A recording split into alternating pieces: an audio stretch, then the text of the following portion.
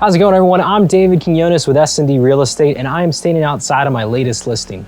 Now, this home is no longer for sale, and that's because just after 3 days of being on the market, we had over 40 showings and received 25 offers. Although the market is still very hot, results like that are not very common, and I believe it's in large part because of the comprehensive listing strategy I created for the seller.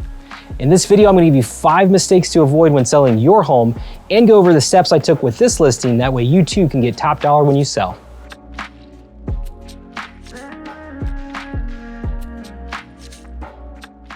So the first mistake I often see sellers make is not having a comprehensive listing strategy. As I mentioned with my listing, I met with the seller about 30 days before that home went live on the market. And in that time, we executed a comprehensive listing strategy that would make sure she got top dollar for her home. This listing strategy covered everything from what repairs need to be made, what price to sell the home at, and even what day of the week would be best to list the home. Although the market is still very hot right now, I would avoid just rushing and getting your home listed and hope everything goes well. Without a cohesive listing strategy, you could be leaving thousands of dollars on the table when you sell.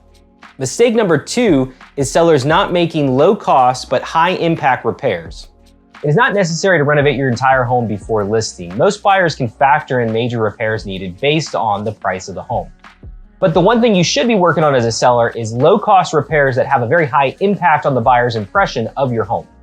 Now, these are easy tasks that can often be tackled in just one weekend. It could be touch-up painting, replacing outdated light bulbs, changing cracked or damaged outlet covers, or even just planting fresh flowers in the front yard to improve your home's curb appeal. Not to mention the easiest task of all, cleaning. I can't tell you how many homes I've shown where there's been laundry on the floor or old food on the counter. The simplest and highest impact thing you can do is get your house spotless for buyers to come and see. Mistake number 3 is not hiring a professional photographer. Your listing is your home's first introduction to buyers, and you want to make sure it's a good one. Don't just settle for photos from your agent's cell phone. Insist that they hire a professional photographer to shoot the entire home. With every listing I take, I have professionally shot and edited photos for every home I list, regardless of the price point, and it makes a big impact on buyers. Even if you decide to sell your home yourself, it's a great idea to hire a professional photographer. It'll attract more buyers and pay for itself 10 times over. Mistake number 4 is not being flexible with showings. For my listing in the intro, part of our listing strategy was coordinating with the seller to be out of town when the listing went live on the MLS. We selectively listed the home on a Friday, and the seller took the weekend to visit family out of town. That gave us the opportunity to show the home at any time that was convenient for the buyers, and that netted us over 40 showings in just 3 days. Although it's not necessary to leave town when you list your home, it is important to make your home as available as possible to buyers when you list, especially within that first week of your listing going live. The 5th and biggest mistake I see sellers make is not pricing their home correctly. Everyone wants to make top dollar when they sell their home, but listing your house as high as possible doesn't always make that happen. When I met with a buyer, I gave her a range of prices. I showed her what homes around hers has sold for, as well as what I thought her home would get on our current market. I also explained that the price has a big impact of how many buyers will see the property. By listing the home at a fair market value instead of just pushing the comps, we're able to reach more buyers across multiple budgets.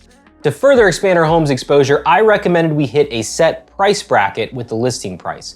Now, a bracket is a common sales price used by third-party websites like Zillow or Realtor.com and are often in $50,000 increments. So for example, instead of listing the home at $360,000, I recommended we list at $350,000.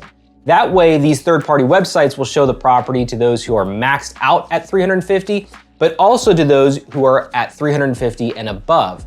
By showing the home to multiple buyers across both budgets, we were able to get her over 25 offers and ultimately accept one that was $51,000 above asking price.